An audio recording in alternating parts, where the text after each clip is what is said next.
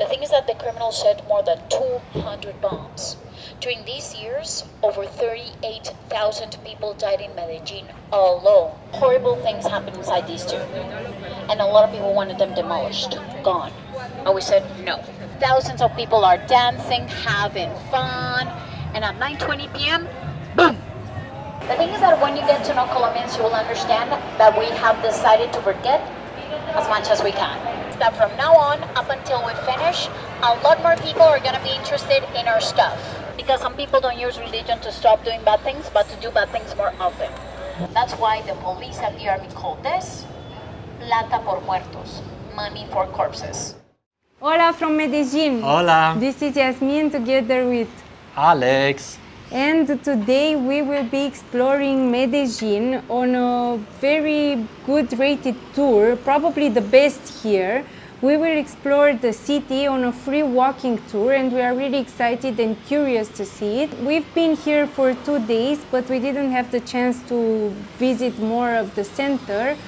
We heard that it might be a bit dangerous to do it on our own, a bit. Even the locals are saying so. So we thought, why not do it on a tour, which is free, but of course based on donations. And at the end, it depends on how much we like it, we will tip. But I'm sure we will, because the ratings are really good. Of course. And we will be definitely very careful.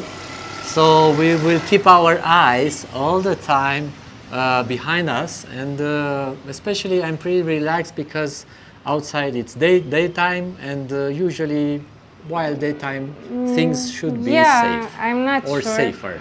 I'm not sure, but we will try not to attract attention. We dressed super casual, no super watch, casual. no jewelry, no nothing. I'm wearing this fisherman hat. Right, and everything should be fine. And also, I invite you to see this beautiful view. Take a look. Oh yeah, if you want to see where we are located right now. Take a look. And usually at 6-7 a.m. on this area, you can see the full moon walking and going. But it's not always full moon, Alex. No, just right. when it is. During this time, I mean, we are really lucky. So, I'm going to do my best to shoot the whole picture. And if you like what you see, don't forget to subscribe. Smash that button. Okay, coming back to the view, thank you for your intervention. This is what we see, and over there, I think, at least on Google Maps, is Comuna 13. I guess you have heard of it. If not, I invite you to check that out. We went there, but I didn't film, Alex did. So if you want, you can check his channel. Yeah. But he's talking in Romanian. No worries, but you can see the whole atmosphere. Yeah, and also the whole area. It's huge. I mean, you can see how small are the houses. It looks amazing from here, and it's a very nice.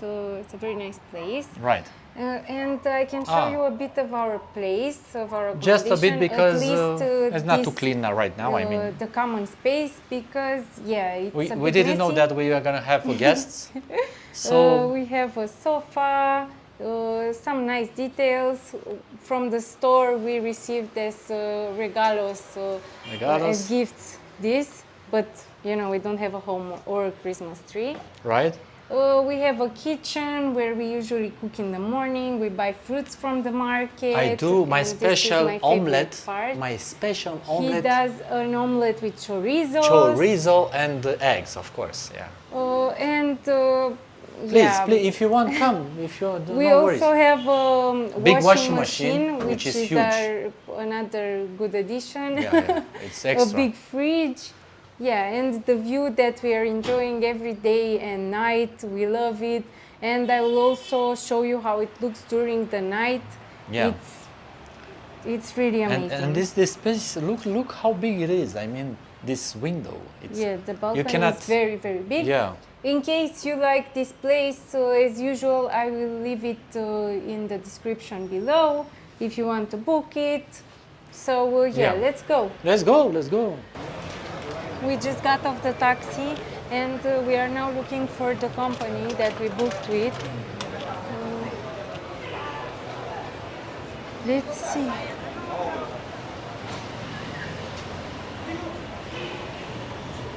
No sé. I don't see it.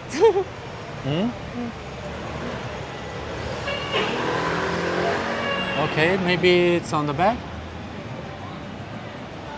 It should be here. And I what think it's called? here. Okay.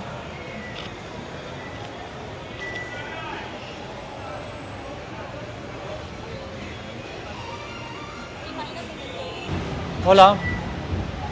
Hola. Hola, ¿sabes Red City Tours? No, no, aquí. ¿Sabes allá o no? Ok, gracias. No?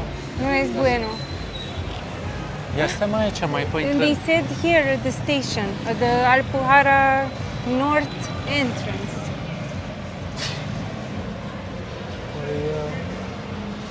Hello? Hola, I don't... Where are you?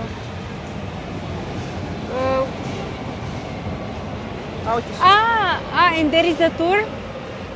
Ok. Hai. Ok. Când opresc, că zic. We are meeting now with a friend we met in Thailand. He's from Japan and he will join us for the tour and he just saw us. So now we found the guide. The taxi ride was crazy though. We saw so many people without home. Very weird. I hope this tour will change our... Hi! Long time no Nice see. meeting you again. Yeah, How yeah. are you? Yeah, great. Hi. Theodore. I'm Haji. Yes, hi, Haji. hi, hi. Yeah. You are the Nice to guide, meet yes. You need a number or what? Nice to see you again. You're ready here, Jasmine, for people. You're not Yes. waiting for How anybody are else. you? No, Very no. good, Do very you good need actually, toilets, and ATMs, happy. buying water? Happy? Happy. Yeah. Water? Happy too. Only water? Sí. If it's just water, then I'm gonna put you in the second room. Hi, ladies. This is the line for the chicken. I'll check you in a bit. Have the same Can I ask shoes. you a favor? Right here behind them. Okay, so the name Hello. of your guide is Susie. You can buy your water in this store, and this lady right here with the red shirt is your guide. Okay, gracias. Okay. Thank you very much. So what's going on? Hola. Guys, have you spoken to him? Yes. We will buy some water. Okay, yes. Let's drink a coffee. Guys, sit down, relax. We're going to be here for about 20 minutes, so it's a good idea to take a sit. So, a few things before we start. First, you're going to see me a lot on my phone. Promise you. Not selling stuff on the internet. It's just that I need to keep in touch with the control tower and with the other two guides that we have today in order to know what's going on at all times. Second, I just called you gringos, right? Right. In some countries, that is a very bad word. But in Colombia, for Colombians, it only means foreigner. So if somebody says, hola gringos, please say hello back, because we want to have a nice relationship with locals. So guys, it would be awesome if everybody could know everybody's name and where you come from. So let's start with Michael. Michael, where are you from? I'm from New York. Yes.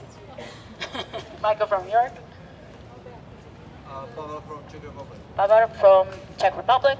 Alex from Romania. Alex from Romania. Yasmin from Romania. Yasmin as well. Haji from Japan. Haji from Japan. I am Susie from Envigado.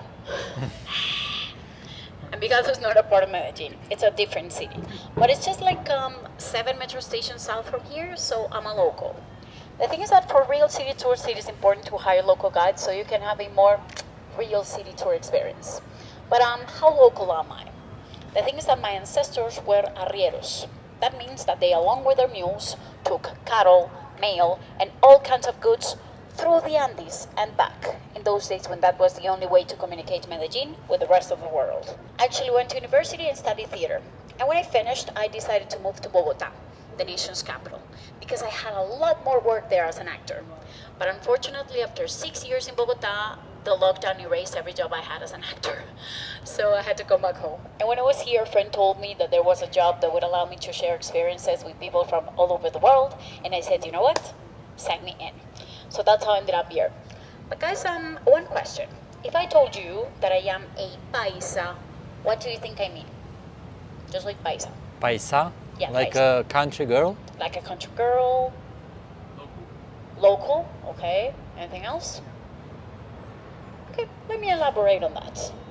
The thing is that Colombia has a lot of cultures. These are only the biggest ones, but we have many, many more. And what we're gonna call Paisa culture or Paisa land is this dark green area that comprehends our city, Medellin, some of our province that is called Antioquia, and a few of the places in the south. So we're gonna discuss that later. So let me pass this around so you know what I'm talking about. Thank you, Bavar. And please ignore the rest. No, don't ignore the rest. The rest is Colombia. The thing is that if you ask around the country what is the main trait of Paisa culture, people are gonna say those Paisas are so proud. They're proud of the air they breathe, the floors they step on. They're just proud. But guys, I don't think we Paisas are proud. I think we are very arrogant. It's bad. It's really bad. And the thing that we're the most proud about is Medellin, the city that represents the center of our culture.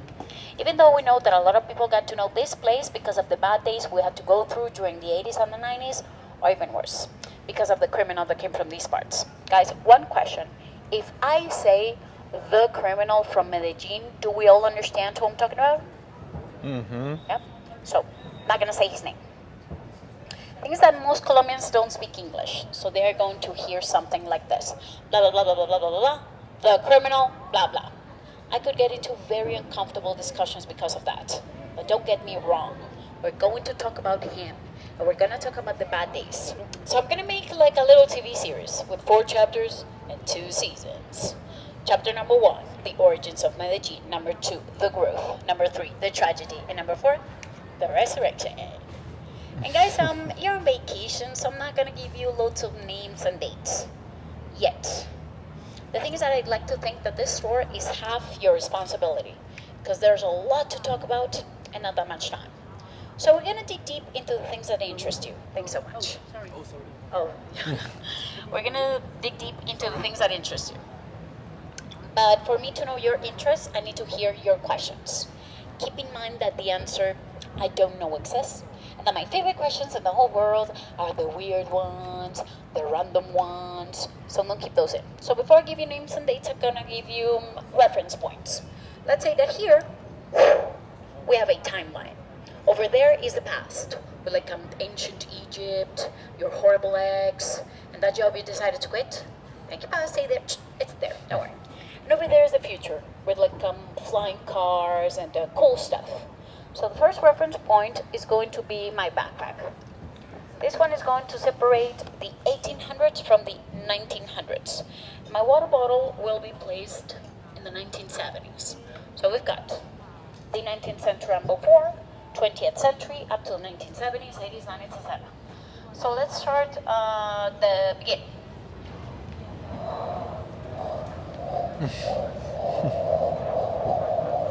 So just like many other cities in Latin America, Medellin has its origins in Native American communities. We had a lot around this area, but the biggest ones were the Aburrais. That's why today the valley where we are right now is not called Medellin, it's called Aburrá Valley, to honor our indigenous ancestry. So Aburrais were here, and the Spaniards decided to come, and they were looking for something very valuable. But it wasn't me because I wasn't around yet. So they were just looking for gold. And you know how much they found in this area? Nothing. Aburrais were farmers, not miners. So the Spaniards decided to leave literally 2 days later.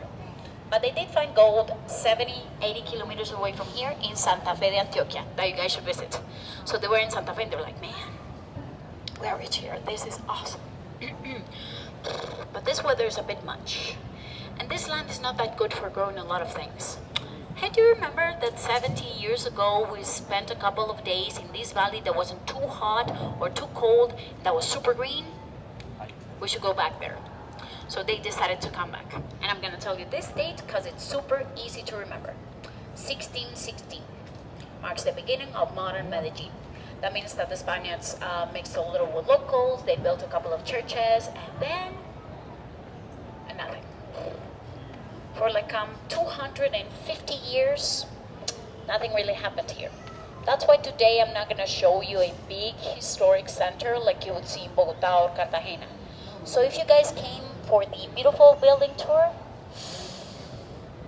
this is not it. Until we get to the middle of the 1800s, when people started getting addicted to a substance that makes us work harder and feel more energetic. The substance starts with a C and we take it in the mornings. What is it? Yeah, it's coffee. Is that another substance? Oh, we'll see later. The thing is that coffee is not Colombian. It comes from Ethiopia in Africa. But we have the perfect weather to grow it. So we started selling it. And with the massive amounts of money that we got here because of the coffee, we decided to break the isolation that we had had since forever. And that is how we entered chapter number 2, the growth. We started having big industries here. Iron, cement, manufacturing, textiles, banks, insurance companies, guys, you name it. For us, this growth was so big that in just a couple of decades, the population of Medellin multiplied by 7. But when things happen so fast, they tend to be unequal. And we can say the two Medellins started growing one next to the other. The first one we're going to call the formal Medellin. It was a part of town that was planned. The place for people who could live on flat areas that were more expensive, and they had access to things like running water, electricity. And right next to it, we had the informal Medellin. It was a part of town that wasn't planned. The place for people who had to live on steep areas that were less expensive, and they didn't have access to the good stuff that economic revolutions bring. So the two Medellins just keep on going, keep on growing, until we get to the 1950s, when the Colombian government decides to impose big taxes on imported tobacco and alcohol. Their idea was to protect the local industries, but this is Latin America, so that means that you want to do one thing and you get a very different result. So a big illegal market was created. Things don't start getting hot until we get to the 1970s, when another substance comes into the picture. Yes, I'm talking about drugs and cocaine. So what's the deal with the guys from the 70s and the guys from the 50s? Well, the guys from the 70s found out that the routes the smugglers were using to import the illegal tobacco and alcohol could be used to export the white powder out. But this industry is much bigger and much more profitable than that one. So different families, different clans started developing. And inside one of those clans, there was a young bodyguard that saw an opportunity in that division. He said, I'm gonna unite all the families under my leadership. And that is how we enter chapter number 3, the tragedy. The thing is that the criminal did manage to unite all the families under his command, but he did so in a brutal way, creating a lot of violence. And eventually his power hunger grew so big that he entered into full frontal war against the Colombian state. And in the middle of all of that is Medellin, becoming the most dangerous city on planet Earth until the mid-90s. And guys, the problem that we have with these days is that we don't have a cohesive narrative to explain what the hell happened. A lot of people try to provide explanations, but they tend to trump on one another. That's why I say it's not cohesive, and even worse, we don't even know what to think about the criminal. If I were to divide people's opinions on him, I would do it in at least 3 groups. People who hate him, people who admire him, who look up to him, and people who don't have much of an idea. So the people who hate him, who are they? It tends to be the older generation. People who were born in like the early 90s or before that. I was born in 89, so I'm part of this group. Why do we hate him? Because we understand this enough to know the chaos, the mayhem that took over the city. We know that if you were any kind of criminal, there was no law for you. You could do whatever you wanted. By that I mean this. During these years, my mother, who is a psychologist, had grieving groups of people who had lost a loved one and couldn't cope with it. One of her patients was the wife of a bus driver, and her husband got killed because some petty criminals asked for money and he said no. Guys, I don't know how much money a bus driver makes in your countries, but here, it's not much. So that's why we hate him. We understand this at least a little bit. So the people who admire him, who look up to him, who are they? It tends to be the younger generation. People who are in like their early 20s, teenagers. What's up with them? Families don't talk about this. It's hard, it hurts. So they stay quiet. And unfortunately at school we no longer have a history class per se. Because 20-something years ago the Colombian government decided to unite 3 subjects: history, democracy, and geography, and to put them into one class called social sciences. So there's a lot to talk about and not that much time. But youngsters are curious. They know something happened and nobody's telling them a thing. So they go online and they find the pop culture and TV shows that tell them that the criminal faced a corrupt government. He had a lot of girls, power, money, and he threw amazing parties. So what's not to like? For them, it's just a pop culture icon and nothing more. But the people who don't have much of an idea, they say things like, Susie, I know the criminal did a lot of bad stuff, but he also built houses for the poor, so I don't know what to think. And I'm like, if I kill everybody you love today, and tomorrow I build 315 houses, am I a good guy? The thing is that the criminal shed more than 200 bombs. During these years, over 38,000 people died in Medellin alone. That is why it is so offensive for Colombians, and especially for Paisas, when people go to his grave not to understand, not to learn, but to pay respects. And they bring flowers when nobody's bringing flowers to the tombs of the victims. Do you remember that I told you that we Paisas are super proud of being Paisas? Sometimes it feels like we're more proud of being Paisas than we are of being Colombians. That's why today you're gonna see loads of monuments dedicated to Paisas alone, like this one. So on the far right corner of the monument, there is a little fish that represents evolution, because all life comes from water. The naked man with the long beard represents God, and he is creepily chasing three young women that represent the three continents that make up Paisas. You know, the American continent, the African continent, and the European continent. So more to your left, do you see a green man holding a pickaxe and a knife, and a green woman with a big plate? Mm-hmm. Those two are miners, because remember, this is a monument dedicated to all Paisas, not just to Medellin alone that didn't have mining. So in the middle of the monument, there are some horses and some waves. Those horses are struggling. They're trying to cross swamps and rivers to be able to get to the south, to what we call today the coffee zone, or the coffee triangle. So if today you go to places like Salento, Cocora Valley, Pereira, Armenia, Manizales, all those places south from here that are super famous for their amazing coffee, they also have Paisa culture. That means that you're gonna find the same food, same accent, same love for business, and same pride because, you know, they're Paisas. There is a naked man, you know, with his butt up, holding the railroad tracks. He represents the moment when we stopped being a farming community and we became the powerhouse of Colombia. And that is where Paisa history stops and everybody's story begins. Because the vertical part of the monument is telling us how we were born, how we get our achievements, and up there, the gargoyle thing with wings is the angel of death, looking upon us, waiting for it to be our time. But don't worry guys, it's up in the air. So why is that little monument here? This is the administrative center of Medellin and the province, Antioquia. So that building over there, those are the governor's offices. The opposite one over here is where the mayor works, at the city hall. At the city hall. And believe it or not, that ugly tower is the Palace of Justice. Palace of Justice in Colombia just means the place where courthouses and judges are.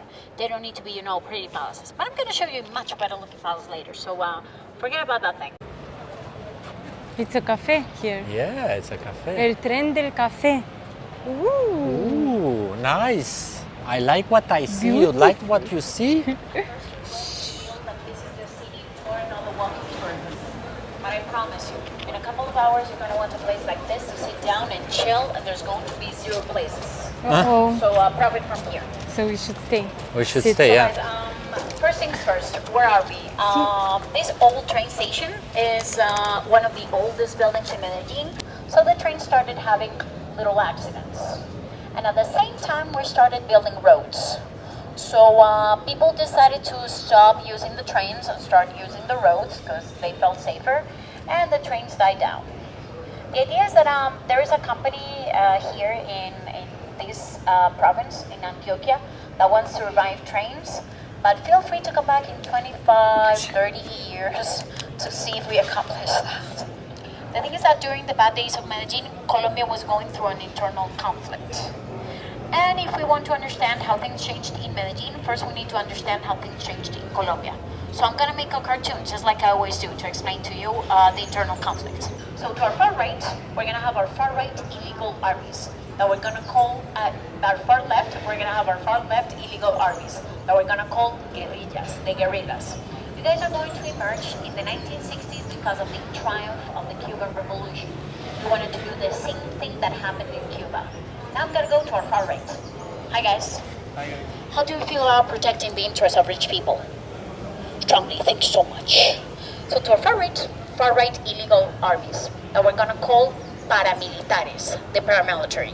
You guys are going to emerge because rich people and landowners felt like the government wasn't protecting them enough from you guys.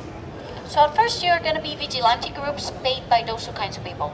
But later you're gonna make a lot more money, and I'm gonna explain to you how. You're chilling there. You're gonna be your Colombian government. You're gonna have a lot of work to do, but you're not gonna do a thing. Best actor here, guys. Perfect. And the last actor is gonna be Colombian drug dealers. Drugs. Where do you think we should put them? To our far left? To our far right? Everywhere? In the middle. Okay, so let's put him in the middle of everybody. Sorry, I'm gonna be your Colombian. It's just a character, don't worry. You're gonna be your Colombian drug dealers. You're gonna pay all the sides, so your coca plantations are well taken care of in the countryside. So you're going to fuel that side, but you're also going to fuel that side. And things are gonna get ugly for many, many, many years, until in the year 2002, we get a new president that I'm gonna call Iron Fist. His real name is Álvaro Uribe, but I don't like saying it, so Iron Fist. He said, I'm gonna end this war through a military approach. So he starts fighting you hard and making deals with you guys. And at first he got amazing numbers. The murder rate in Colombia went down by 60%. But the kidnapping rate in Colombia went down by 90%. But a lot of people hate him. Why? Because to show better numbers, the armed forces would take young men, they would kill them, dress them in rebel clothes, and they would say, hey, I killed 4 members of the guerrilla today. What they got from that was money, vacation time, and promotions. That's why the police and the army call this plata por muertos, money for corpses. Or we call it falsos positivos, false positives. The year 2010, we get a new president that I'm gonna call Juan Santos, because that's his name. So Juan Santos said, I'm gonna end this war through a military approach. And then he said, I'm gonna do something different. Hey, FARC, you guys are the oldest, the richest, the most powerful guerrilla group in the whole world. How about you guys put down your weapons, we sign a peace agreement, and you come back to civilian life? So in theory, you guys don't exist anymore. Drugs. You are alive and well. The war on drugs is not working at all. How do I know that? The thing is that if we compare the amount of coca plantations we had when the criminal was alive with the amount of coca plantations we have right now, the number is between 7 and 14 times bigger, depending on the source you read. And we know from economics that what drives an industry is not supply, it's demand. And we know the demand for drugs is not in Mexico, not in Colombia, not in Peru. And by this, guys, I'm not blaming you. Not at all. All I'm saying is that this is a global problem, and we need global solutions. Some members of FARC decided to unite the biggest guerrilla that we have right now, that has now demobilized, but it's called ELN, ELN. That's the biggest guerrilla we have right now, and Petro is trying to sign a peace agreement with them in Mexico. They're negotiating stuff right now as we speak in Mexico. A few other presidents have tried to negotiate with ELN. It's been very difficult. Let's hope this time is a charm. Most of the coca is going to northern Mexico. The coca business has basically 4 stages: the growing, cooking, bulk, and retail distribution. We're going to take care of the distribution parts for you. And you can still grow and cook the coca. So that means that they took away from Colombia the parts that make the most money, but they also took away the parts that create the most problems, the most violence. That's why today you can see that Mexican cartels can take over an entire Mexican airport, and the authorities can't do much about it. So now the new drug dealers in Medellin and in Colombia have day jobs. They're lawyers, they are dentists. So let's say that you have a neighbor that has a beautiful gray Audi that they change every year. It's not a Lamborghini, but it's, a great car. And you're like, how come you can change this amazing car every year with this awful economy? And they're like, well, Susie, I'm a divorce lawyer. And a lot of people are getting divorced since the pandemic, so business is booming. And you're like, huh, that is believable.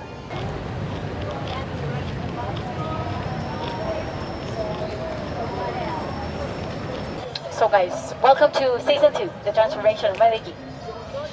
Now we know that in the early 2000s, we had more security in Medellin and in Colombia. It wasn't perfect. Horrible things like the false positives happened. But it was true. We did have more security.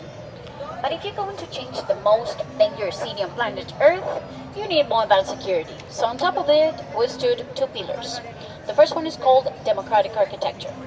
That means that we went to the difficult parts of town, we saw what the problems there were, we tried to provide solutions for those problems, and after that, we flipped the architecture around. That's what happened here.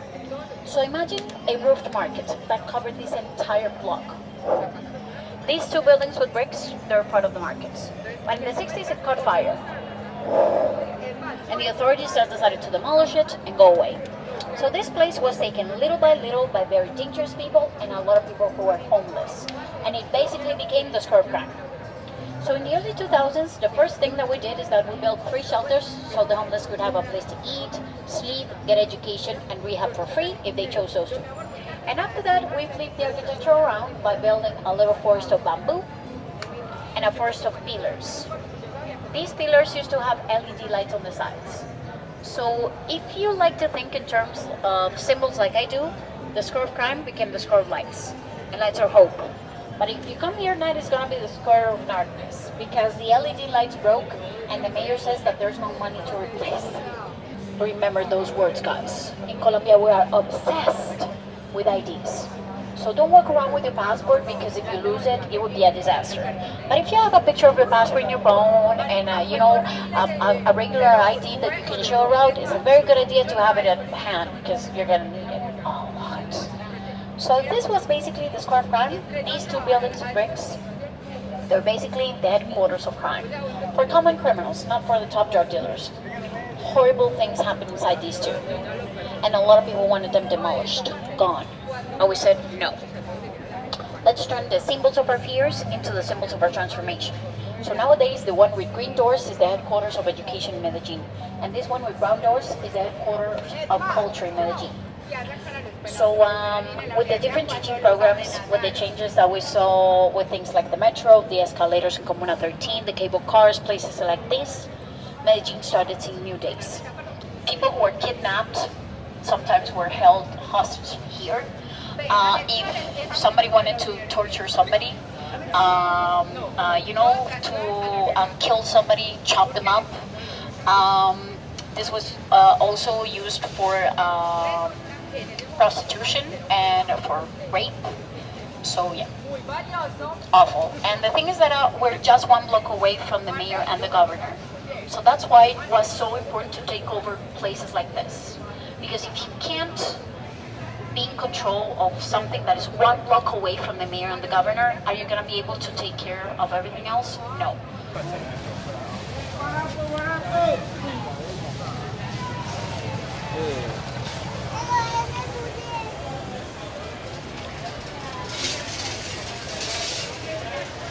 We are in the city center. I love it here, right?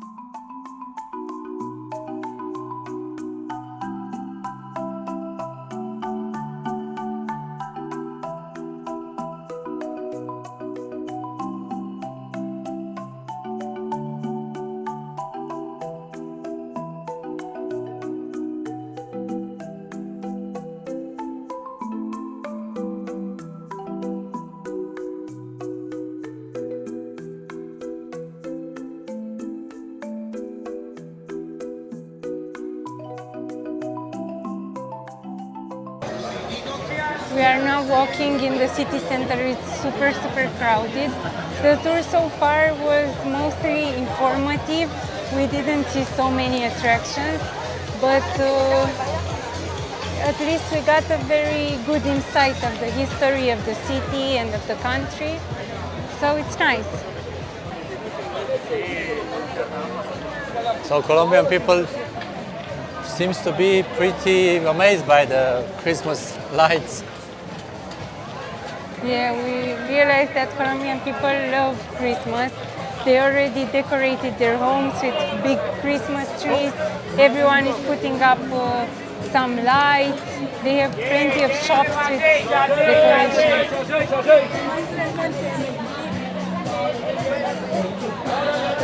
But I think this is a street where you can buy anything.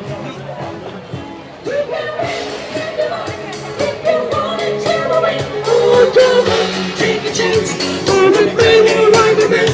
Take my hand for the night.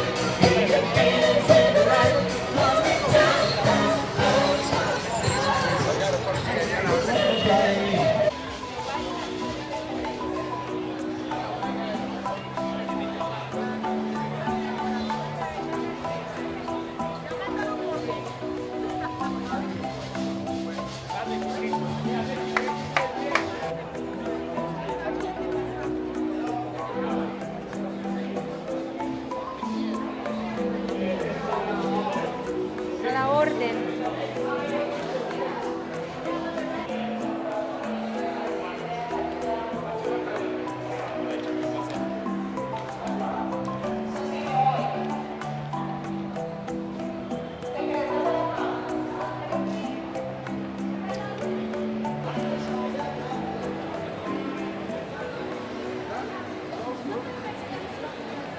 The lady said these are very good, the best downtown, if we understood correctly. Tienes Dinero. efectivo, Efectivo dinero. Dineros. Okay. a la orden. Empanadas.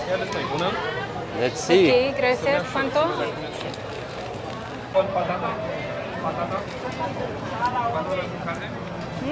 Quanto questa?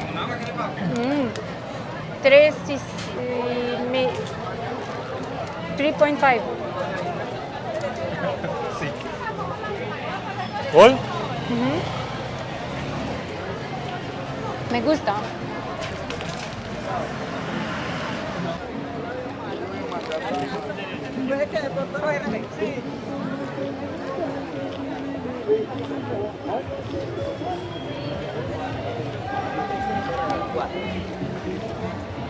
Empanadas, eh?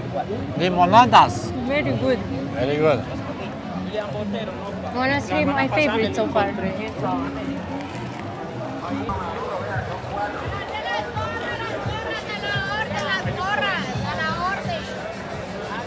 A la orden. Upstairs is like,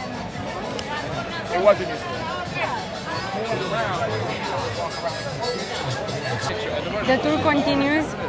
We now have some fresh fruit juices that taste delicious for just 6,000. I got this piña one, and now I'm curious to see where the tour will take us. She said to a park. We will see. But I'm feeling better now after the empanadas and then the juice.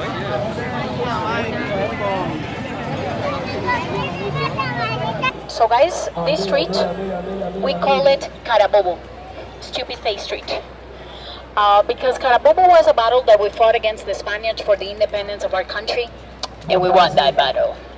But this particular neighborhood, we call it El Hueco, the hole or the pit. We love buying clothing here because there are a lot of options, because one of the main industries in Medellin is clothing manufacturing. So you can find brands that you've never seen before at wholesale prices. But the second reason why things are cheaper here is that we sell a lot of fake, counterfeit and smuggled products. But this square, we call it La Veracruz, because that is La Iglesia de la Veracruz. Means something like the Church of the True Cross. This used to be known centuries ago as the Church of Foreigners, because this is the second oldest church in Medellin. But nowadays it is known as the area where a lot of sex workers gather, because some people don't use religion to stop doing bad things, but to do bad things more often. So they take a woman from a to a nearby hotel, and when they finish, they go inside the church to beg for forgiveness. Prostitution in Colombia is not illegal, provided that the sex worker is at least 18 years old. Because the government ruled that the government cannot, the Supreme Court ruled that the government cannot tell you what to do with your own body. What is illegal though is making money through somebody else's body. Pimping. Proxenetism is illegal in Colombia. Some of the things that really touches. Abortion and euthanasia are legal on condition. And even though drugs are illegal, getting high is not illegal. So at home you can have 19 plants of marijuana and you're a good citizen. 20, way too many, the police want to know. But guys, I'm gonna get serious, especially with the men in our group. If somebody comes to you offering you sexual services of children or teenagers, please contact the police. If your Spanish is good enough, dial 123 on your phone. It is the direct line to the Colombian police. If your Spanish is not good enough, ask for help at your hotel or your hostel. And if everything fails, write an email to Rio City Tours and we'll help you file the complaint. Please help us stop child exploitation, guys. Thank you so much.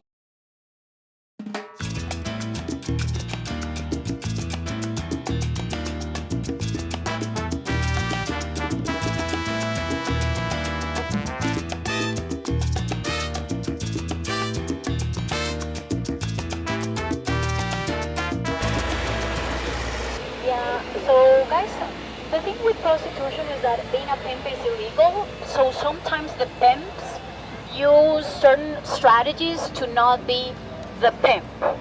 Like they have a brothel and they're not the pimps. They just rent the rooms to the sex workers for them to do their job. So guys, this is Botero Square. Because Fernando Botero, the artist, donated all 23 of these sculptures for free. He's said to be the guy that paints the chubby stuff. But they're not chubby. I'm gonna explain that to you in a second. First, let's discuss that interesting building in the back. It was supposed to be 4 times as big, but something very paisa happened. We ran out of money. Nowadays, that is the Palace of Culture, and the entrance is for free if you have any kind of ID. But that's not the only building here, so please forget about the Great Wall. That one is El Museo de Antioquia, the Museum of Antioquia. It's an art museum. And inside of it, there are many, many artists, including a lot of paintings by Fernando Botero, who is said to be the man, the guy that is the most important Colombian and paisa artist of the 20th century. Because when others wanted to do abstract art, he's like, nah, I'm gonna keep on going pictoric, but I'm gonna create a new language that I'm gonna call the language of volumes. And so he calls the language of these proportions, because do you see this horse? It has a very strong body and a small head. And the man's head is a lot bigger than the poor horse's head. But there's proportion in that one. That guy's not chubby, he's got a six-pack, he's strong. And the little shiny thing, guys, those sculptures were made in Italy, where Botero used to live. Those are not paisa proportions. That's what the boys make me say, so I said it. The legend says that if you, because if you haven't found the love of your life, you touch the private parts and you'll find it.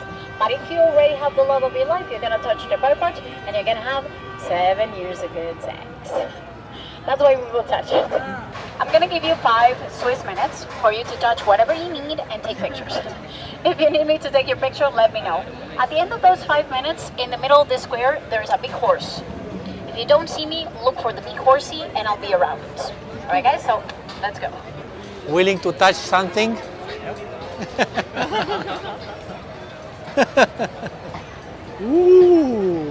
Nailed it. Like alemanas que se venden cuando mandan la foto grabándose de mí. Place? Do you like it? The square? Yes, it's very nice. It is, right? We saw one statue of Botero when we went on a bicycle tour. Right, in Bogota. Yes. But here is a square with a lot of his work, and they are really impressive. I mean, you will know when you see a Botero. Right. It's his signature. So It's his really signature. Nice. Yeah.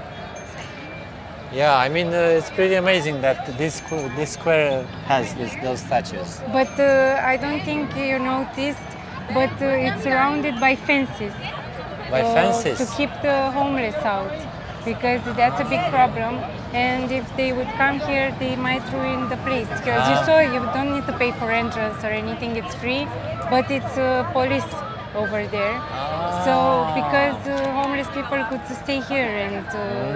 So those fences all over the place. Yeah. Okay. And do you see these things that the police have set up? After these things, there's a lot more people. That means that from now on, up until we finish, a lot more people are going to be interested in our stuff. So we're going to be as extra careful up until we finish. And remember, traffic lights, crossing streets, more careful. All right, guys? Let's go. Be extra careful. So starting from here, be extra careful.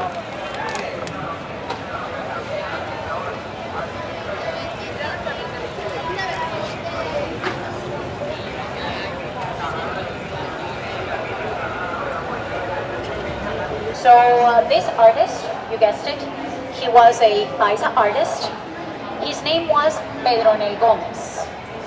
And if you've been to Mexico and you see similarities with the Mexican muralists, you guys are not crazy. They taught him how to make these. But we're not gonna discuss Pedronel or these murals any longer unless you have questions. Because these are telling you the same Paisa history I already told you. So I'm not gonna repeat it once more. So why did I bring you here then? We're gonna discuss two things, Colombian's bad memory and Colombian's happiness. The thing is that from that balcony over there, somebody dropped a grenade to a police station that is over here. It was only 20 years ago. It killed 6 people and today no one remembers. The thing is that when you get to know Colombians, you will understand that we have decided to forget as much as we can. And I'm gonna make my point by using 2 short but powerful stories. First one, Bogota, November of 1985. A group in the extreme left stormed the Palace of Justice. They killed everybody they found on the first floor and they went to the top floors to hold hostages all the members of the Supreme Court. The army reacted swiftly, but they brought war tanks and assault weapons to solve the hostage situation. The result was that 120 people died, including people who had been rescued from the Palace of Justice. They were found later inside the palace dead because the army had killed them. Then just 6 days later, we had to witness how 22,000 people died in just one night. One of our volcanoes erupted, and the landslide covered an entire town in the mountains. So in just a little over a week, we had to witness how the left took justice and violated it, how the army took justice and violated it again, and how nature gave us 22,000 slaps on the face in just one night. That's why no one remembers a little grenade that only killed 6 people. Colombia's history has been very difficult for the past 60-something years. And I know I have been telling you very sad stories. But that's not what you need to take from them. What you need to take is the resilience part of the stories. Because societies can have very difficult pasts. But the past doesn't need to be the present or the future.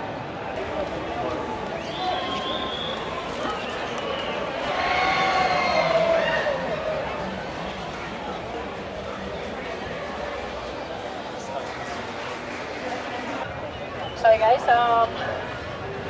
there was a big gathering of people, and big gatherings of people are the places where your stuff gets stolen. So so guys, welcome to the place where everything started. Do you remember that the Spaniards came back to this valley in 1660? Right. This is the place of the valley where they chose to settle. But the only old building you're gonna see here is the oldest church in Medellin. Everything else has been demolished. But you can still come here and do old school stuff. Do you see a bunch of people just sitting and standing? They're engaging in a Paisa sport that we call people watching. That is going to tell you a lot more about my culture than I can in the whole tour. And do you see some plastic thermoses, plastic flasks all over? Those have tinto. Tinto in Colombia is any black coffee, but that tinto is very special. Because it's a mix of hot water with a lot of sugar and a little instant coffee. If you're coffee gourmets, stay away from those. If all you need is a boost of energy, go ahead and grab a tinto.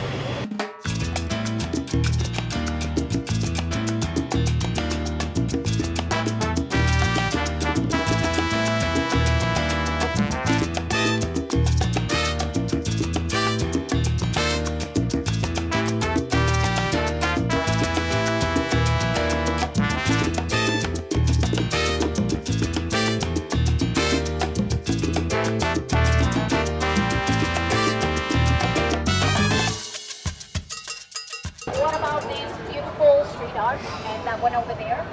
So the thing is that the Pacific coast in Colombia is very underdeveloped. the most underdeveloped area in Colombia. So a lot of people from the Pacific coast tend to come to cities like Cali, Medellin, and Bogota to make a living. And in this area, and like this, under these roofs, yeah, tourism in Colombia is like real since 2012. And I'm gonna give you the number so you can understand it. In the year 2000, we had 6,000 people coming into the country. The year 2016, we had 5 million foreigners coming into the country. And in Medellin, as like the fastest growing industry, since last year, it grew like 38%. It's growing fast. But you're still not gonna find a lot of people who speak English. So yeah, profit from that. Yeah. So guys, do you have any more questions? Things you wanted me to talk about and I didn't? Things you wanted me to dig deep and I didn't? Things you saw and didn't understand? Because the thing is that I'm gonna give you a survey. And if the survey says something like, I wanted Susie to talk more about the flowers and she didn't, I'm gonna find you and I'm gonna kill you myself. Okay? So here's what's gonna happen. I'm gonna take you to those two statues over there. I'm gonna tell you the last story, and at the end, I'm gonna take you all to San Antonio Metro Station. If you want an Uber or a taxi, the best place to grab an Uber or a taxi is gonna be San Antonio Metro Station. Because this area is a bit too lonely for me to be chill about leaving you here. And if you want to stay downtown, the idea is that you don't stay later than 7 p.m. Because you see that this is not a posh place where people live. This is like a market where people come to run errands and buy stuff. So if the shop owners start closing everything and going home at 7 p.m., you should start closing everything and going to Laureles or Poblado. So guys, this is Parque San Antonio, St. Anthony Square. Because that is La Iglesia de San Antonio, St. Anthony's Church, that dome. This place was designed to hold big events. It was usually packed with people. But nowadays, since 1995, this place is always this empty. What happened in June of 1995 that people don't want to come back here anymore? Imagine a big concert. Thousands of people are dancing, having fun, and at 9:20 p.m., boom! Somebody dropped a backpack full of explosives under this bird. You've seen boteros before, they don't look like this. Who did it? We have no idea. Because all the groups that were mentioned at first, they all claimed the attack. As if it were something to... Yes. Because back in the day, you want to be the scariest person around so nobody messes with you, including the government. That's what terrorism is for. So, and they even killed a woman that was pregnant. So the next day, the mayor came and said, when everything is cleaned, I want that piece of junk removed. And his phone started ringing. He was like, hello? The voice on the other side of the phone was very angry. Do not dare to remove that statue. And he was like, excuse me? I am the mayor of Medellin. I can do whatever I want. By the way, who is this? I am Fernando Botero. So the artist himself got in touch with the mayor and told him, man, don't be silly. If you remove that statue, it would be like removing the victims. But I understand you. If we leave it alone, it is only gonna tell half the story. So I'm gonna send you a new one. A resurrected version of the first one, not to erase it, not to replace it, but so they can tell the whole story and they can become symbols. That's what I think they are.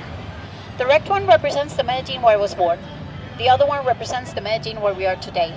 A city that is not only mine, but also yours. And you may think I'm exaggerating, but I'm not. First reason, statistics. If gringos want to come to Medellin, more gringos want to come to Medellin too. And the reason, the second reason would be that I can't go to the places where you live and tell people, Medellin has gone through a lot. But nowadays it's a different city, a vibrant city, and a place that is waiting for everybody to come. But you guys, you can do that. So thank you so much for coming with me today. It was an honor and a pleasure. Thank you so much. Thank you, Susie. Thank you. Thank you. So now I'm the one that has questions for you. Don't worry, it's very few.